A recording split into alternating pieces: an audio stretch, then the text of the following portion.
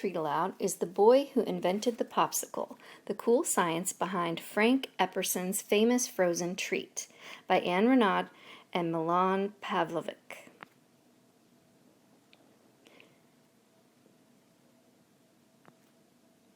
The Boy Who Invented the Popsicle. I want to be a great inventor. Frank William Epperson knew what he wanted to be when he grew up, and everyone in Frank's family knew too, because in case they forgot, he reminded them often.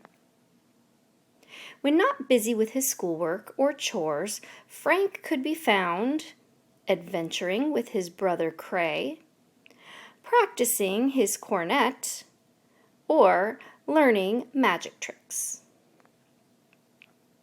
He also pondered important questions. Do goldfish sleep? Do ants have ears? Do woodpeckers get headaches from pecking all day? But Frank's favorite pastime was inventing, and to invent, Frank knew he had to experiment. So off he would go to his laboratory, his back porch. There he doodled and designed, tinkered and tested, analyzed and scrutinized. By the time Frank was 10 years old, he had already masterminded his first invention, a hand car with 2 handles. At twice the speed of a regular one-handled hand car, Frank whizzed down the streets of his neighborhood. Hot dog! Says the bird. Frank also experimented with liquids.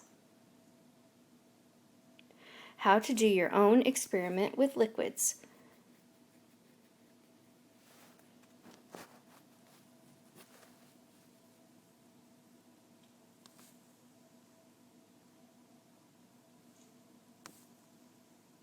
But what Frank loved most was experimenting with flavored soda waters, the kind that hissed and wheezed when he held a glassful to his ear, and sent tangy bubbles galloping across his tongue with every gulp. Frank had his heart set on inventing the yummiest, most thirst-quenching, lip-smacking soda water drink ever. So, off Frank would go to the corner store to buy the flavored soda water powders he needed for his experiments, often with his little brother Cray tagging along. Hi, Big Ep. Hi, Little Ep. Cray was a handy taster for Frank's concoctions. Some of his attempts were unsuccessful. You could even say they were disastrous. But Frank kept on trying. A whole lot of fizzing going on. How to make your own lemon-flavored soda water. You can pause the video and follow the instructions to do it for yourself. One day, Frank and the other children in his neighborhood decided to build a miniature amusement park. There was a theater, a merry-go-round, and a scenic railway. Frank was assigned the soda water stand, which suited him just fine. He could share his soda water creations with all his friends.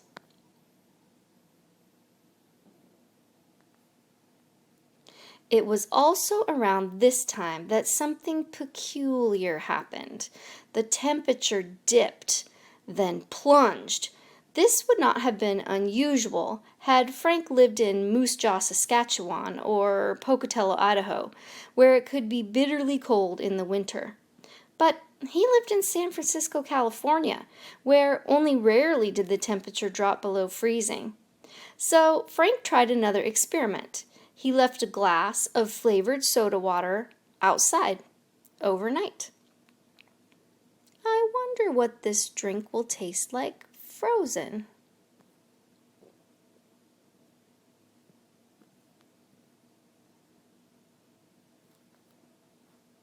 When he woke the next morning, Frank ran to his back porch to discover the soda water had frozen solid. He could no longer sip it. He had to lick it, like a lollipop. Frank had invented a frozen drink on a stick. Hot dog! As he grew older, Frank's invention did not melt from his memory. He just tucked it away in a corner of his mind, and there it stayed while he and his sweetheart, Mary Frances, began raising their gaggle of children. But when Frank noticed more and more people eating chocolate-covered ice cream bars, off he went to his laboratory, now his garage, to experiment. Could I make money with my frozen drink invention? What if I used fruit juices? Frank found a way to make many of his drinks on a stick at the same time, with test tubes to mold them, wooden sticks to hold them, and a cool way to freeze them. Hot dog! For Frank's drinks on a stick to freeze, they had to be cold, very cold, colder than 0 degrees Celsius, the freezing point of water. Why? Because their ingredients, like sugar and flavoring, lowered their freezing point. So what did Frank do? He built a freezing box that held dozens of test tubes suspended in a mixture of crushed ice and salt. Frank knew that the salt lowered the freezing point of water, and that salty water froze at a much lower temperature than plain tap water. The salt and ice mixture would be colder than 0 degrees Celsius. The Big Freeze: How to Show that Salt Lowers the Freezing Point of Water. You can pause the video to do this experiment. Frank's drinks on a stick also had to freeze quickly. If they froze too slowly, the sugar and flavoring, which were heavier than water, settled at the bottom of the test tubes, leaving just the flavorless frozen water at the top. Frank wanted his treats to have the same tasty flavor throughout. The salt and crushed ice mixture surrounding the test tubes was so cold it froze the liquid inside the test tubes in minutes. Frozen already? A frozen treat in a flash. How to make your own frozen treat in only 5 minutes.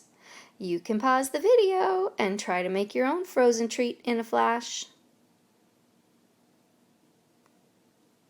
Frank named his invention the Popsicle and began selling it for a nickel at county fairs and beaches. In the evenings, his children helped him roll the nickels that he had earned. Frank had a clever way to encourage shop owners to sell his frozen treats. For several weeks in a row, he sent one of his children into a store to buy an Popsicle. Each week, the shop owner had to tell a different child that Popsicles were not sold in the store. Frank would then visit the store himself and ask the shop owner to stock the treats. Of course, the owner agreed after having so many requests. Frank's children were always keen to sample their father's confections. And with all of them clamoring for their pop's tasty fabrications, in time the name of Frank's invention changed to, "Pop, can we have a sickle? Orange is my favorite." The Popsicle.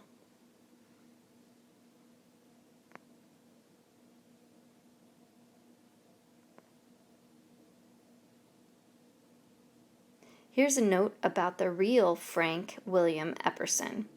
Again, you can pause the video to read about Frank, who is a real person who really invented the popsicle.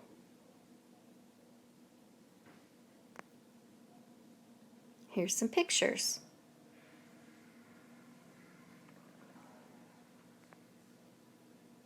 The